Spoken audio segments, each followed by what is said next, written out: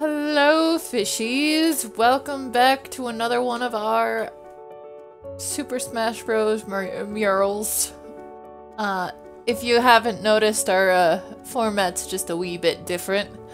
We're trying out some new things. There was a little bit of technical difficulties though, so we're missing the shading, but we're gonna try this just the coloring and shading. Let us know in the comments if that is something you like, or if you would rather see the whole sketching process, because, you know, your guys' vote matters. But from this point on, it's just gonna be the coloring and shading. Also, I decided to do a new corner piece for my character, because I've gotten a lot better at art since making the first one, because, you know, you guys are keeping me on my toes, and I am drawing a lot more than I used to. I hope you guys enjoy this new format, and this week we are doing Skyrim. But not Skyrim, because it's a me costume. So we're gonna do kind of like a little series like we did the Pokemon trainer, and we're gonna have some me outfits. I'm not gonna tell you which ones, because that would ruin the surprise.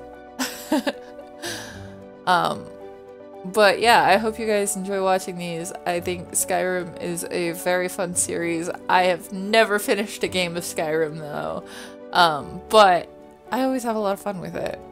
It's very much, it's great for my ADHD. There's so many things to go, ooh, squirrel. And I think that's what makes it fun, is because, like, every time you play it, it's gonna be different.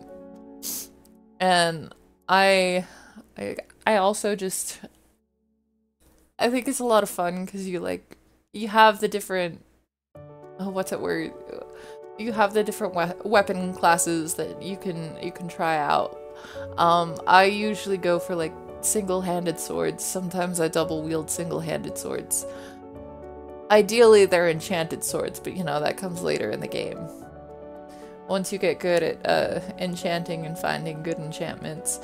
Granted, I mean, there's also like the option of getting super good at blacksmithing by making 5 million iron daggers. Because that's the easiest thing to make, and the quickest way to build your stats. I don't remember a lot about the different, like, weapon types for it. I vaguely remember mostly going for swords, and I really liked, there was like an obsidian one and like an elven one that were really cool. And most of the time I would get like a flame enchantment on a sword, and like one to get soul gems, because it's just easier that way. I do want to eventually successfully accomplish the feat of finishing an entire game of Skyrim with no weapons and only magic. I started that, and then it was on my Switch and the file corrupted, so I gotta start over. But one of these days I probably should try the PC version, because, you know, there's a lot that goes into that you can't do on consoles. So I might do that.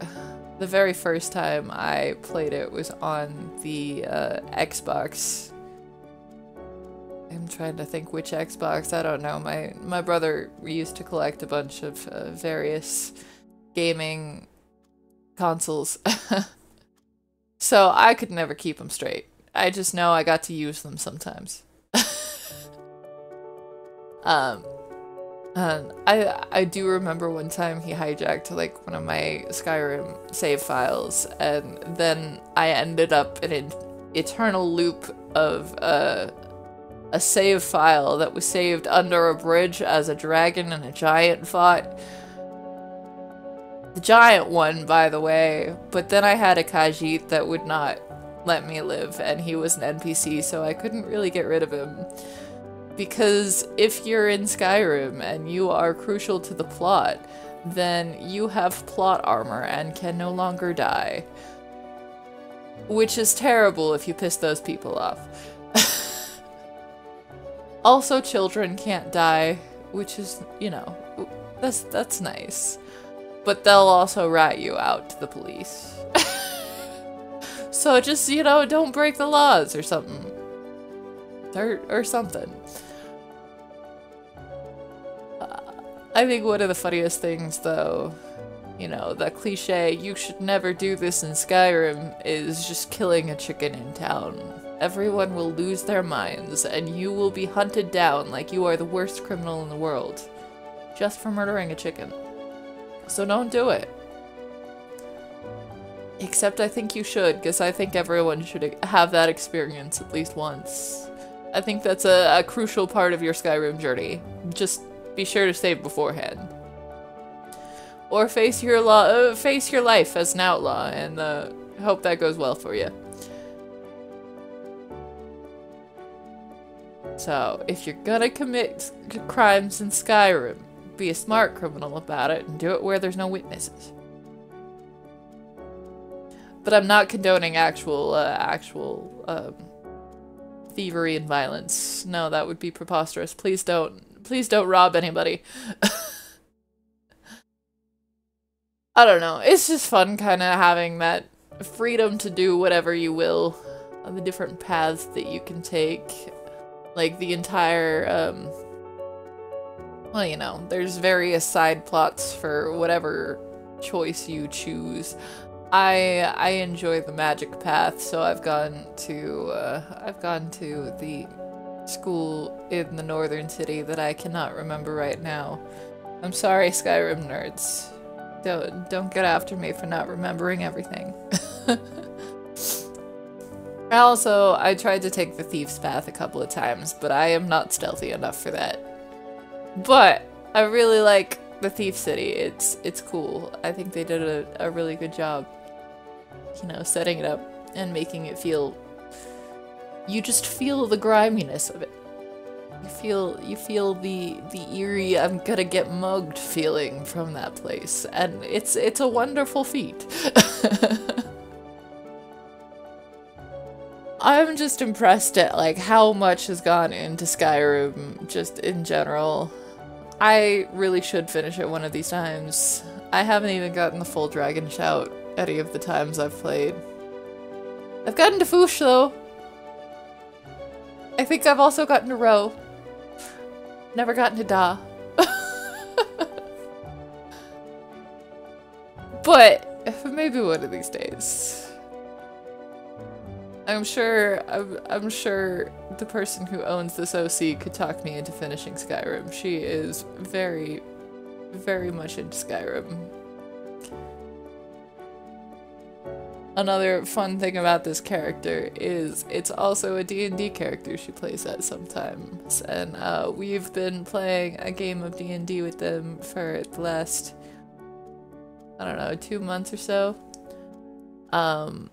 So she plays this rogue named Delilah. She's no, not a rogue, a ranger. My bad, I am a rogue. A ranger named Delilah. She's actually usually a wood elf, high elf, orange elf, tall elf lady. I'm sorry, my artist friend. You can correct me later and laugh at this now. Anyways, she is tall elf lady who likes bows and arrows, but you know, the me costume is a sword fighter, so this was the only option to go with. But that D&D campaign has been a lot of fun. This is my first time playing a rogue / bard, which seems like an odd combination, but he's a rabbit magician. He pulls other rabbits out of hats. Yes, the actual class name is called a Heron God. But they're just basically, yes, that. Race name, okay. Anyways. I just thought it was ironic having a rabbit who is a magician. That is half of the concept of this. And it's been a lot of fun. My husband's character is a big brutish centaur who will smash the person with the other person in most fighting scenarios. Which I tend to go for the more, you know, stealthy, don't get cut and lie your way out of problems, and then he's like, let's just smash and see what happens. So it's kind of fun because my other character in our last D&D session was the reckless forward one, so it's kind of fun to be on the other side. Anyways, I hope you guys enjoyed watching this week, and we'll keep you posted in the next one. Like, comment, and subscribe. Love you, bye!